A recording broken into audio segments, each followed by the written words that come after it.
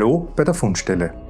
In der letzten Episode haben wir im Graholetz-Museum in Eggenburg einen Überblick über die gesamte Jungsteinzeit bis zu ihrem Ende vor etwa 4000 Jahren bekommen.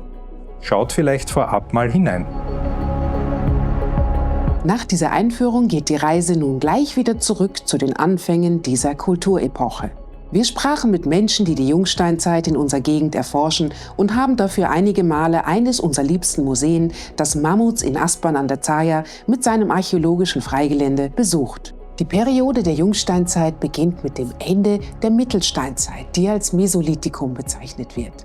Die Mittelsteinzeit begann mit dem Ende der letzten Eiszeit. Mit dem Rückzug der Gletscher hatten sich dichte Wälder ausgebreitet und andere Tiere, die darin lebten. An diese neuen Gegebenheiten bestens angepasste Jäger, Fischer und Sammlerinnen durchstreiften große Gebiete und frequentierten saisonale Lagerplätze.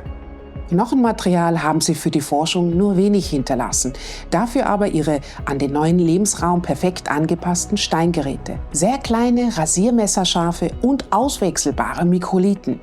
Pfeil und Bogen waren zur Hightech-Waffe des Waldes geworden. Auf sie folgte ab etwa 5500 v. Chr. Eine neue Kulturform, die durch eine sesshafte Lebensweise charakterisiert ist. Diese sogenannte linearbandkeramische Kultur ist das Thema dieser Episode. Aus der Spätphase dieser Kultur hat die Archäologie vereinzelt Hinweise auf brutale Gewaltereignisse entdeckt, so auch im niederösterreichischen Schletz.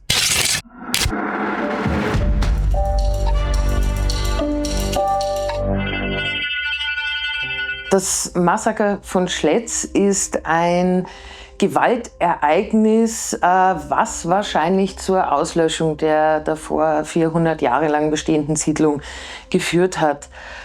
Die anthropologischen Untersuchungen deuten in die Richtung, dass wahrscheinlich an einem Tag über 100 Menschen erschlagen wurden. Das erkennt man an den Schädeln, also die wurden seitlich oder von hinten mit Steinbeilen, sogenannten Dechseln, wurde denen der Schädel eingeschlagen. Das ist eigentlich ein Werkzeug zur Holzbearbeitung, kann aber eben auch als Waffe verwendet werden. Wir wollten wissen, wer diese Menschen waren, wie sie gelebt haben, warum es am Ende ihrer Ära zu Gewaltausbrüchen kam und woher sie ursprünglich stammten. Die ersten Bauern sozusagen sind im Vorderen Orient gewesen. Die haben also dort in einem langen Prozess, der sich über 2000 Jahre gezogen hat, haben sie dann diesen Ackerbau und Viehzucht entwickelt. Dann dürfte es zu einer Klimaverschlechterung gekommen sein und es sind die Leute oder Teile der Leute ausgewandert. Das hat sozusagen den Anstoß gegeben, dass dann zunächst bis nach Griechenland und dann von Griechenland immer noch weiter Richtung Nordwesten interessanterweise genau die Route, die Flüchtlinge, die syrischen Flüchtlinge im Jahr 2020 gegangen sind. Das ist genau die Route, in der schon die Neolithisierung bis Mitteleuropa gelaufen ist. Aber nicht natürlich in einem Zug, sondern die sind ein Stück gewandert, haben dann ein Territorium gefunden, das ihnen gepasst hat, haben dort wieder so gelebt, wie sie wollten und dann wurde es ihnen dort zu eng und dann sind die Nächsten weiter und so weiter.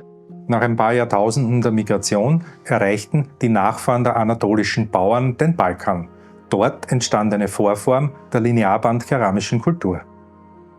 Die wirkliche Basis dürfte die Starčevo-Kultur gewesen sein, deren Zentrum in Kroatien ist und die sich von dort bis ungefähr zum Balaton, also bis südlich des Plattensees ausgebreitet hat. Und in diesem Randgebiet ist dann eben die linearbandkeramische Kultur entstanden. Die Starčevo-Kultur hatte noch viel Mediterranes. Interessant ist vor allem, dass die Starčevo-Kultur nicht diese großen Häuser kennt. Die Linearbandkeramik, vor allem, also die unterscheidet sich doch ganz deutlich vom balkanischen Neolithikum. Einerseits in der Siedlungsweise natürlich. Es gibt also diese relativ kleinen Häuser mit ziemlich dicken Lehmwänden, die sehr stark, also nah aneinander gebaut sind. So in agglutinierender Bauweise sagt man dazu. Das heißt, es bilden sich Tells, diese Siedlungshügel. Es gibt vor allem scharfe Ziegen, Küken als Haustiere, wenige Rinder nur und die Keramik ist natürlich auch ein bisschen anders.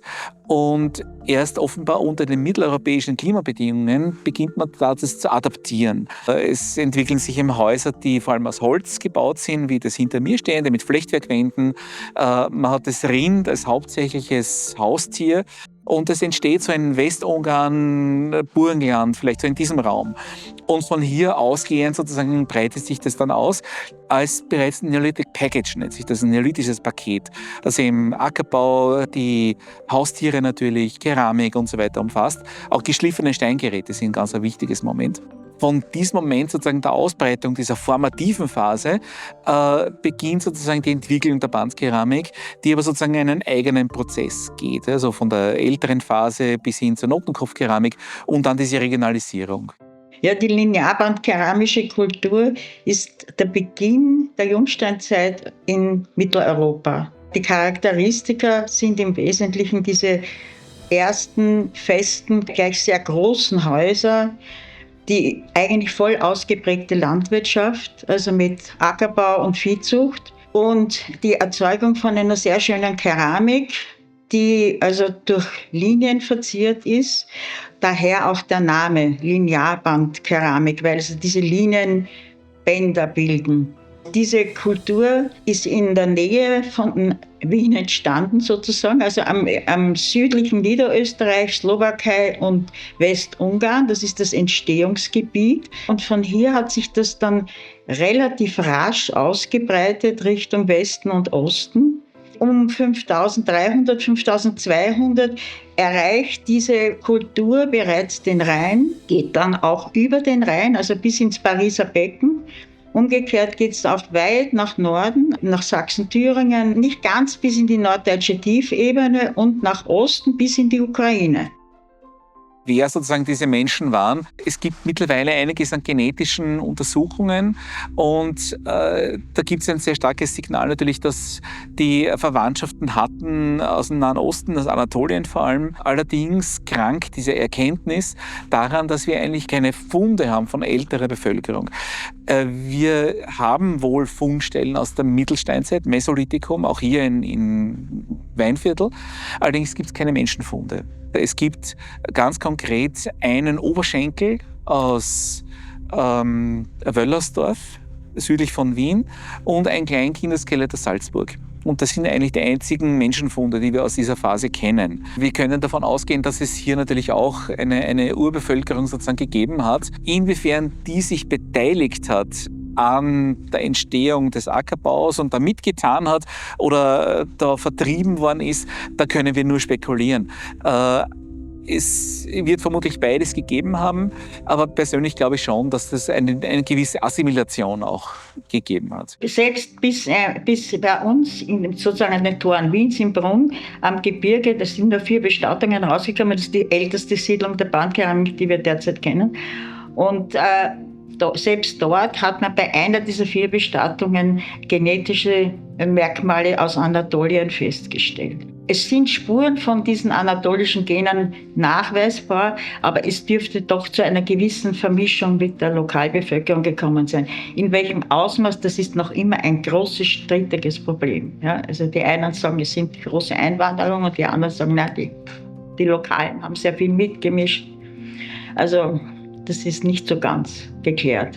In der ersten Phase gibt es keine Anzeichen für Gewalt. Das dürfte eher so gelaufen sein, dass die Leute mit den Lokalen getauscht haben und in Kontakt gekommen sind oder so. Also wir tapsen da schon im Dunkeln, das müssen wir ganz ehrlich sagen. Also man stellt sich halt so vor, ob es wirklich so war, das weiß man nicht, ehrlich gestanden. Aber es gibt keine Anzeichen, dass diese ersten Eindringlinge da in irgendeiner Weise sich durchkämpfen mussten. Wie die Landschaft in Mitteleuropa ausgesehen hat, wie diese ersten Bauern gekommen sind, das wird debattiert. Ursprünglich ist man davon ausgegangen, das war dichtester Urwald und so dichte Wälder. Mittlerweile gehen wir eher davon aus, dass es so eine Art Parklandschaft war. Das heißt, so kleinere Baumgruppen, schon Waldgebiete natürlich auch, aber auch sehr viele offene Flächen. Ganz generell das Neolithikum, kann man sagen, war die Phase, wo der Mensch zum ersten Mal begonnen hat, wirklich gestaltend in die Umwelt einzugreifen. Man hat also Felssteingeräte gehabt, Steinbeile. Da konnte man Bäume fällen, konnte das Holz auch verarbeiten für Bauholz und man konnte wirklich sozusagen auch Feldflächen anlegen, große Rodungen durchführen und hat sozusagen da wirklich die Urlandschaft begonnen, in eine Kulturlandschaft umzuwandeln. Die Menschen haben aber nicht nur Wälder gerodet, sondern auch neuartige Gefäßkeramik mitgebracht und weiterentwickelt, nach der die Kulturstufe schließlich benannt wurde. Eine kleine Bitte in eigener Sache. Nutzt den Hype-Button. Mit 1, 2 oder 3 Klicks helft ihr uns, mehr Menschen auf YouTube mit unseren Dokus zu erreichen. Die Einteilung der Linearbandkeramik jetzt in der Archäologie geht in erster Linie nach typologischen Kriterien der Keramik. Das hier ist ein Gefäß der Altbandkeramik, also eigentlich einer sehr frühen Phase, wo eigentlich die lineare Verzierung untypisch war. Eben das meiste war mit der plastischen Verzierung, in diesem Fall mit Hohlknubben. Hohlknubbe, das ist eben diese saugnapfartige Form und die sind hier flächig verteilt als Ziermotiv. Was wir auch nur in der LWK haben, ist eine sehr starke Streumagerung, also entweder mit Mist möglicherweise oder mit Spreu. Und dieser Umstand ermöglicht es auch, dass man sozusagen Keramik oder Scherben an einem Einzelstück erkennen kann. Also das ist kaum mit einer anderen Kultur möglich, dass man einen einzelnen Scherben, der nicht verziert ist, eindeutig der Linearbandkeramik zuweisen kann, weil es eben diese ganz typische Magerung hat. Diese ganz eigenartige Machart der Keramik ermöglicht es auch, dass wir sehr weitreichende geografische Studien machen können. Das heißt, man kann bei Feldbegehungen bandkeramische Funde auch an Einzelscherben, an Unverzierten nachweisen, weil die ebenso typisch sind. Wir haben also einerseits die Verzierungsweisen, wo sich innerhalb der älteren Linearbandkeramik eine Verzierungsweise herauskristallisiert, wo wir sehr breite Rillen haben. Was wir hier sehen, ist ein ganz typisches Gefäß, eine sogenannte Bombe oder Kumpf. Für die sind typisch die Dreiersymmetrie, das heißt, es sind 3 Symmetrieachsen. Diese Doppelvolute, diese gegenständige, das ist ein klassisches Einzelmotiv, das also mehrfach wiederholt wird. Am Übergang zur jüngeren Linearbandkeramik haben wir eine Vierersymmetrie. Das heißt, da ändert sich sozusagen auch inhaltlich auf den Gefäßen einiges. Das ist erstens von der Form her kugelrund. Und es ist eine Kombination aus mehreren Motivgattungen. Wir haben hier ein zweizeiliges Randmotiv, also ein umlaufender, waagrechter Streifen unterhalb des Randes. Und an den bindet dann das Hauptmotiv, in dem Fall eine Zickzacklinie ein. Und an den Kontaktstellen und an den Wendepunkten im Motiv sind Notenköpfe, sogenannte, angebracht. Das sind so runde Näpfchen. Diese Grübchen, die verselbstständigen sich dann ein bisschen in verschiedener Form. Also es gibt dann welche, die werden untereinander gesetzt. Also wenn dieses Linienband umläuft, dann werden die Grübchen untereinander gesetzt und die werden dann zu einer Kerbe verbunden. Das wird dann die Scheliezovce-Keramik. Das ist eine Sache, die in der Slowakei sozusagen ihren Zentrum hat. Mehr im böhmischen Gebiet, Böhmen Richtung Sachsen, werden diese Grübchen oft dann schon verwendet, um aus den Grübchen allein Linien zu machen. Also nicht mehr entweder auf den Linien fürchterlich viele Querlöcher zu machen oder so Querstiche, man nennt das Stacheldrahtmotiv. Ja. Oder es werden dann überhaupt die Linien weggelassen und nur mehr Grübchen gemacht. Das ist dann die sogenannte Schaka-Keramik. Neben der Linearverzierung, die ja auch namengebend für die Linearbandkeramik ist, gibt es sehr häufig plastische Verzierungen. Von der Verzierungsweise her nehmen wir an, dass das eine plastische Umsetzung von ursprünglich Ösen sind, zwischen denen eine Schnur gespannt war. Das heißt, ursprünglich waren diese Dinge wahrscheinlich gedacht, dass man sie aufhängt, nur wurde das teilweise, wenn man es eben nicht zum Aufhängen hergerichtet hat, dann quasi als Verzierung umgesetzt. Wie kommen diese ganzen Typen, diese verschiedenen Typen am Ende der Bandkeramik zustande und wie verbreitet sich denn das? Und da bin ich dann auf eine Arbeit gestoßen über indianische Keramik der Hopi.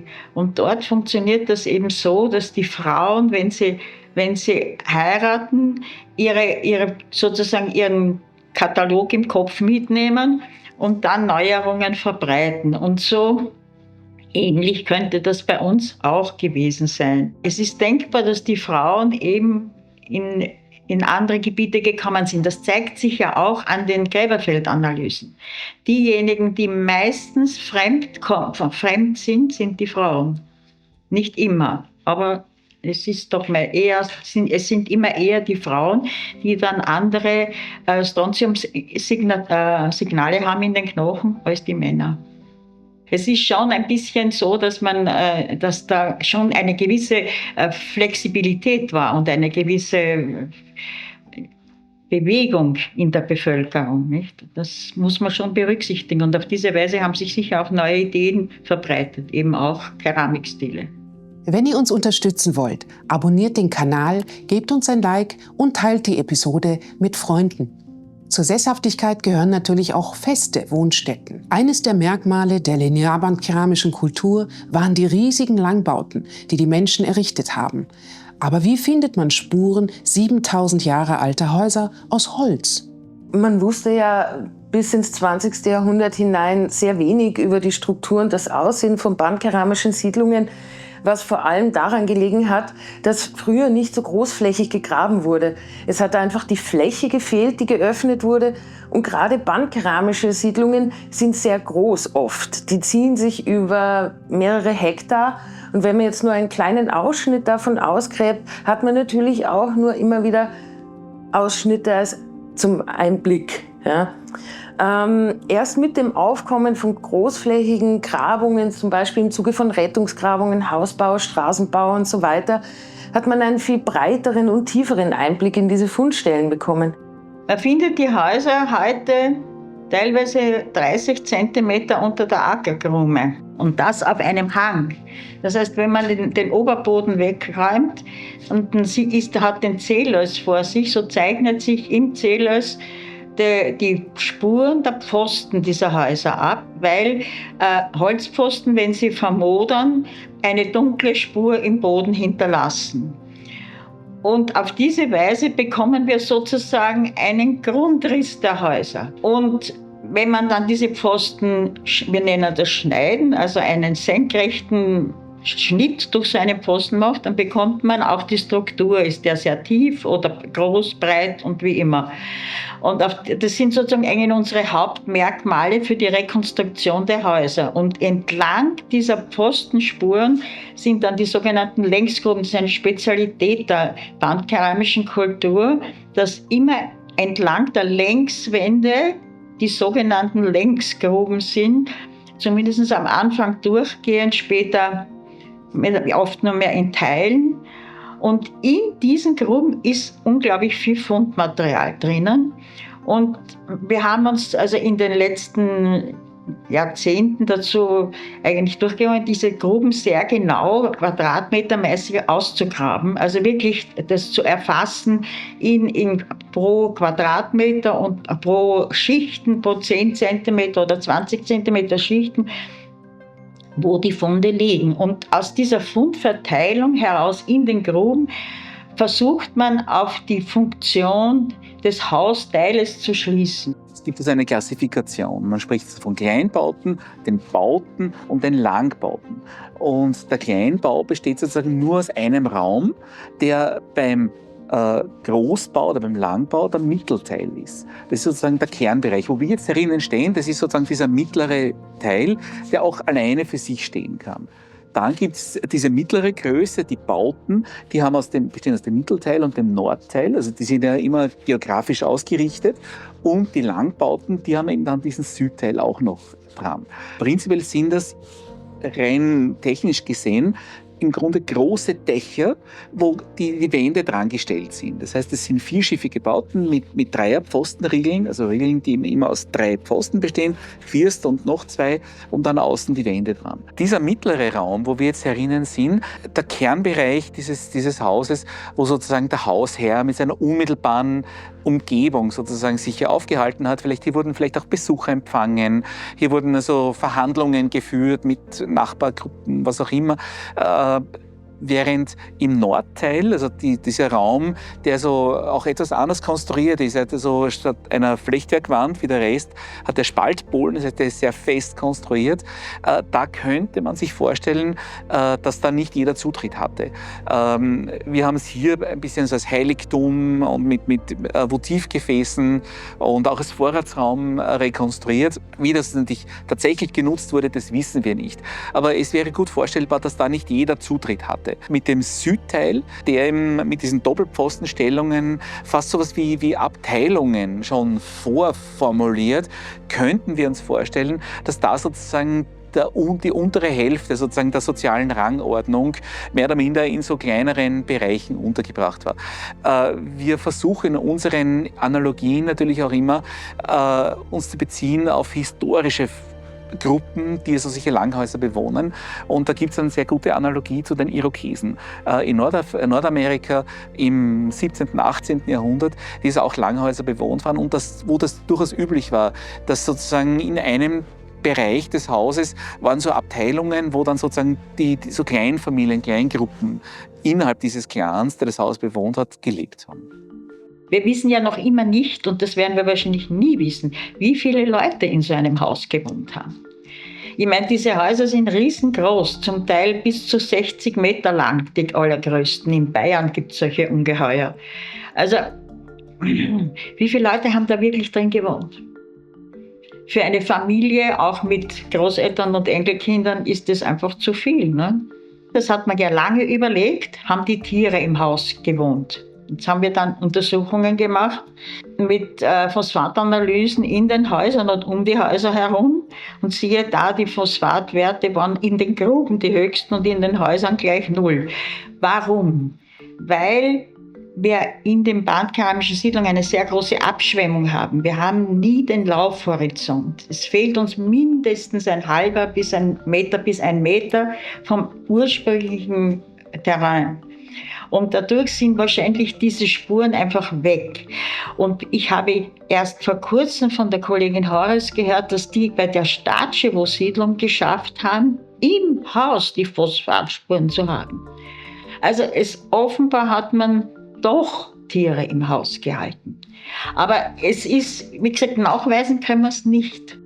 Das ist ein ganz erstaunliches Phänomen, dass man dieses Prinzip des Hausbaus über diese riesigen Distanzen eigentlich beibehalten hat. Also irgendwo waren da schon die Leute dran, die das eben gewusst haben, wie man das baut und die das auch weitergegeben haben.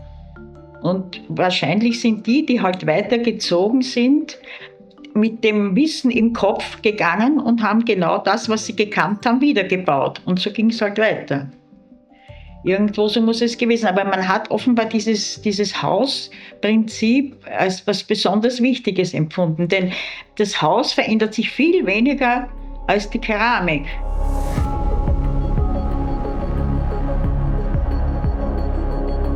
Die linearbandkeramische Kultur brachte also große Neuerungen mit sich. Ackerbau und Viehzucht, neuartige Gefäßkeramik und eben die ikonischen Langhäuser. In der nächsten Folge beschäftigen wir uns näher mit diesen eindrucksvollen Bauwerken. Allen, die sich in Buchform vertieft mit diesem Thema auseinandersetzen möchten, können wir das Buch Erste Bauerndörfer, älteste Kulturbauten empfehlen. Es ist im Verlag der Österreichischen Akademie der Wissenschaften erschienen und war uns bei der Recherche zu dieser Folge eine große Hilfe. Abonniert den Kanal und klickt die Benachrichtigungsglocke, wenn ihr informiert werden wollt, wann die nächste Folge erscheint. Wenn euch unser Content gefällt, gebt uns ein Like. Bis zum nächsten Mal in der Welt unter der Oberfläche.